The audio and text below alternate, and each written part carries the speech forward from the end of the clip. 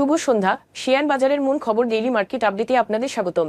সূচক আজ ফ্ল্যাট নোটে শেষ হয় এবং 9.19 পয়েন্ট বা 0.18% সামান্য বৃদ্ধি পেয়ে 5,205 পয়েন্টে স্থির হয়।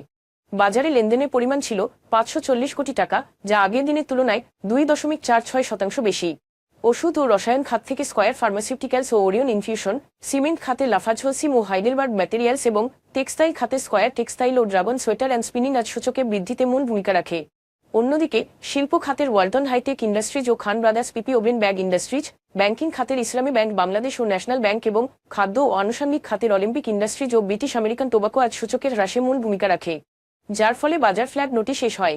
খাতভিত্তিক লাভ লোকসানের হিসেব অনুযায়ী সিমেন্ট খাতে আজ সর্বোচ্চ 4.52% এবং টেক্সটাইল খাতে দ্বিতীয় সর্বোচ্চ 2.10% মূল্য বৃদ্ধি পায়। অন্যদিকে আইটি খাতে আজ সর্বোচ্চ 0.81% মূল্য হ্রাস পায়। মূল্য বৃদ্ধি পাওয়া শীর্ষ 20-এ আজ টেক্সটাইল খাতে 10টি কোম্পানি রয়েছে। Eastern cables, Heidelberg cement Bangladesh এবং নুরানি ডাইং অ্যান্ড সোয়েটার আজ সর্বোচ্চ লাভ করেছে, যেখানে FS finance and investment, miracle industries এবং ইন্দো বাংলা ফার্মাসিউটিক্যালস আজ সর্বোচ্চ মূল্য হারায়। তবে এই শেয়ারগুলোর মূল্য পরিবর্তনের জন্য কোনো মূল্য সংবেদনশীল তথ্য জানা যায়নি। গত 3 মাসের গড় লেনদেনের তুলনায় আজ Bangladesh export import company, Heidelberg cement Bangladesh এবং এমবি ফার্মাসিউটিক্যালসের লেনদেনের পরিমাণ উল্লেখযোগ্যভাবে বৃদ্ধি পেয়েছে। তবে উল্লিখিত শেয়ারগুলোর লেনদেন বৃদ্ধি স্বাভাবিক কোনো কারণ জানা যায়নি।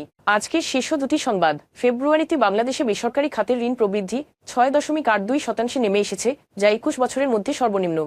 গত বছরের আগস্টে আওয়ামী লীগ সরকারের পতনের পর এ তীব্র হ্রাস ঘটেছে, যার ফলে রাজনৈতিক অস্থিরতা এবং আইনশৃঙ্খলা ভেঙে পড়েছে। গত 7 মাস ধরে এই ব্যাঘাতগুলি অর্থনীতির উপর ভারী প্রভাব ফেলছে, সেই সাথে ঋণ প্রবৃদ্ধি উল্লেখযোগ্যভাবে কমেছে। চলমান এই চাপের মধ্যে বাংলাদেশি পণ্যের উপর মার্কিন যুক্তরাষ্ট্র কর্তৃক নতুন আরোপিত শুল্ক সংকটকে আরও বাড়িয়ে তুলেছে। আন্তর্জাতিক মুদ্রা তহবিল আইএমএফ আগামী অর্থবছরের জন্য বাংলাদেশের অতিরিক্ত কর রাজস্ব আদায় লক্ষ্যমাত্রা কিছুটা কমিয়ে 57,000 কোটি টাকা থেকে কমিয়ে 51,000 কোটি টাকা করেছে। তবে আইএমএফ তার শর্ত অটল রেখেছে এবং সে মোতাবেক একই সময়ের মধ্যে বাংলাদেশের কর জিডিপি অনুপাত 0.9% বাড়াতে হবে। আজ এ পর্যন্তই। আগামীকাল আবার আসবো শেয়ার বাজারের নানা আপডেট নিয়ে। ধন্যবাদ।